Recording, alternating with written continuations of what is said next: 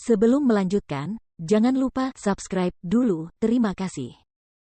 Bab 233, kembali ke kota Kekaisaran Duanren.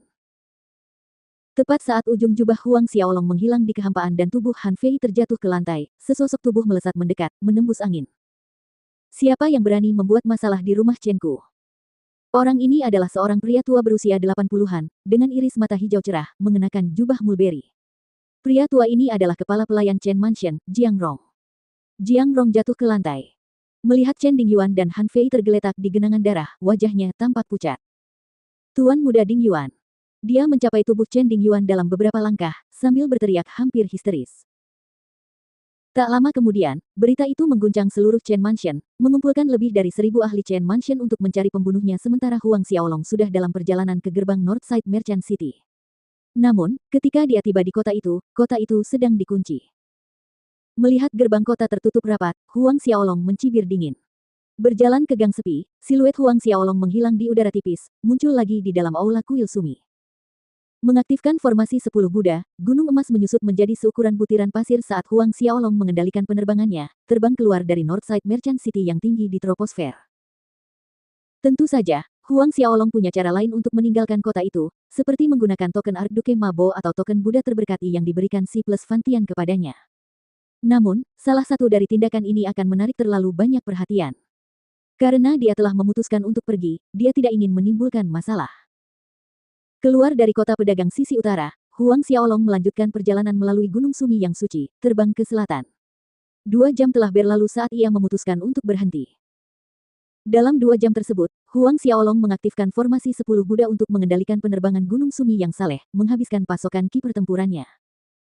Ki pertempuran dan kekuatan internal Huang Xiaolong sebanding dengan ki pertempuran Orde Kelima Xiantian, namun itu hanya cukup baginya untuk memasok energi selama 2 jam kepada Gunung Sumi yang saleh. Orang dapat membayangkan jumlah energi yang melelahkan dan mengerikan yang dibutuhkan untuk mengaktifkan Gunung Sumi yang saleh.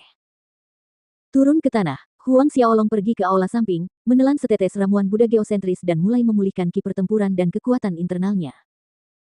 Suatu hari kemudian, Huang Xiaolong berhenti berkultivasi, baik ki pertempuran maupun kekuatan internalnya meluap penuh. Aku ingin tahu seberapa jauh Gunung Sumi yang saleh dapat terbang jika aku menggunakan batu roh tingkat 1 untuk mengaktifkan formasi 10 Buddha. Tepat saat dia berpikir dalam hati, tangan Huang Xiaolong sudah bergerak, mengeluarkan batu roh tingkat 1 dari cincin Asura. Dengan gerakan cepat, Huang Xiaolong mengirim batu roh kelas 1 ke pusat formasi 10 Buddha. Formasi kuno suci itu langsung bereaksi. Energi yang terkandung dalam batu roh kelas 1 itu berputar keluar dalam badai energi saat formasi itu bersinar terang, mengaktifkan dan merobek ruang itu sendiri. Batu roh tingkat 1 bertahan selama 2 hari di inti formasi 10 Buddha sebelum retak dan hancur menjadi debu, lalu menghilang di udara. Huang Xiaolong, yang sedang berlatih seni Sumi Dewa, mengernyitkan alisnya sedikit, sepotong batu roh kelas 1 hanya bertahan 2 hari. Batu roh kelas 1 sangat langka, bahkan jika dia menawarkan 10.000 koin emas di balai lelang, dia mungkin tidak dapat membeli satu pun. Biayanya terlalu tinggi.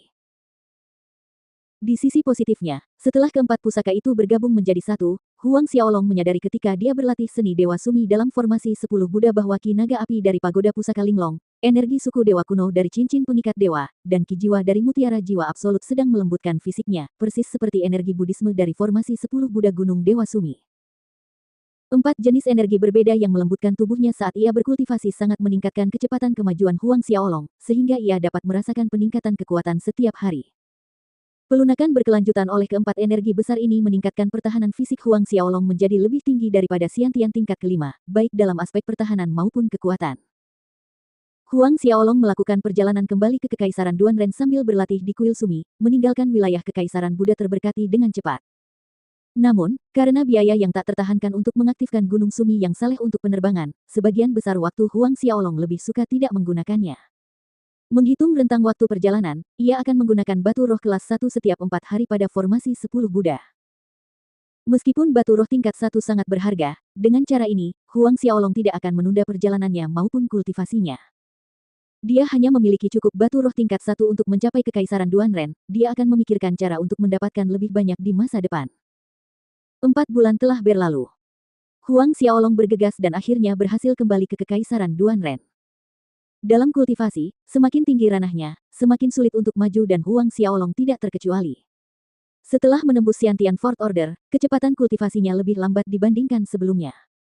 Namun, ia berhasil mencapai puncak Xiantian Fourth Order akhir dalam waktu 4 bulan, setengah langkah lebih banyak dan ia dapat maju ke Xiantian Fifth Order.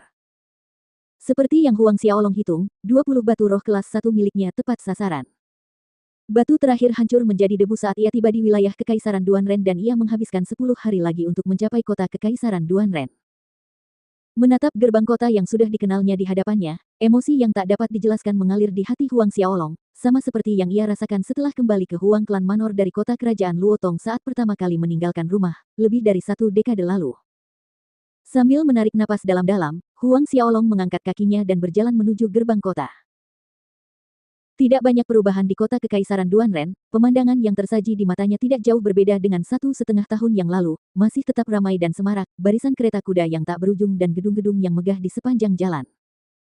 Dalam beberapa hari, akan ada pesta pernikahan besar keluarga Guo dan Huang.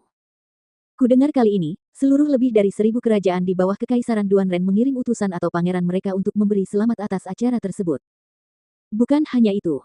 Kabar yang kudengar adalah bahwa Kaisar Duanren sendiri akan hadir di upacara pernikahan. Siapa identitas asli Huang Xiaolong? Dan, apa hubungan antara Kaisar Duanren dan pengawalnya Zhao Su? Entahlah, tapi kudengar Huang Xiaolong tidak ada di kota Kekaisaran saat ini. Huang Xiaolong mendengarkan desas-desus di sekitarnya saat dia berjalan-jalan di sepanjang jalan. Pernikahan adik perempuannya, Huang Min dan Guo Tai akan dilangsungkan 3 hari lagi, merupakan penyatuan antara keluarga Guo dan Huang, dan kota Kekaisaran berada dalam suasana yang meriah dengan lentera warna-warni yang digantung tinggi di jalan-jalan. Melihat pemuda di depan berkata Huang Xiaolong tidak berada di kota Kekaisaran saat ini, Huang Xiaolong tidak dapat menahan tawa. Adik kecil, dari mana kamu mendengar bahwa Huang Xiaolong tidak berada di kota Kekaisaran saat ini? Pemuda yang mendengar Huang Xiaolong memanggilnya berbalik, mengamati Huang Xiaolong dari atas ke bawah beberapa kali sebelum tertawa. Adik kecil. Kau tampaknya tidak jauh lebih tua dariku. Aku punya saudara dekat yang bekerja sebagai penjaga di Huang Estate, tentu saja aku tahu. Dari penampilanmu, kau pasti mengikuti para tetua keluargamu ke kota Kekaisaran untuk memberi selamat kepada Huang Estate, kan? Huang Xiaolong tertegun sejenak mendengar kata-kata pemuda itu. Dia menertawakannya dan tidak mengatakan apa-apa. Namun, pemuda ini tampaknya berasal dari kerajaan bawah, jadi dia tidak mengenali wajah Huang Xiaolong. Melihat Huang Xiaolong tidak menyangkal, pemuda itu mengira tebakannya benar, ini pasti pertama kalinya kamu di kota Kekaisaran Duanren, kan? Pada saat ini, keributan tiba-tiba melanda jalan yang ramai, serangkaian suara kejutan dan seruan kaget terdengar di udara. Huang Xiaolong dan kedua pemuda itu menoleh dan melihat sekelompok orang berlari kencang di jalan yang ramai dengan menunggang kuda. Salah satu pemuda itu memucat, itu orang-orang keluarga Tai. Keluarga Tai. Huang Xiaolong bingung. Keluarga Tai juga merupakan mertua keluarga Guo. Patriark keluarga Guo saat ini, adik perempuan Guo Si plus Wen, Guo Xiaoxing, menikah dengan patriark keluarga Tai, Tai Fang. Pemuda yang sama menjelaskan.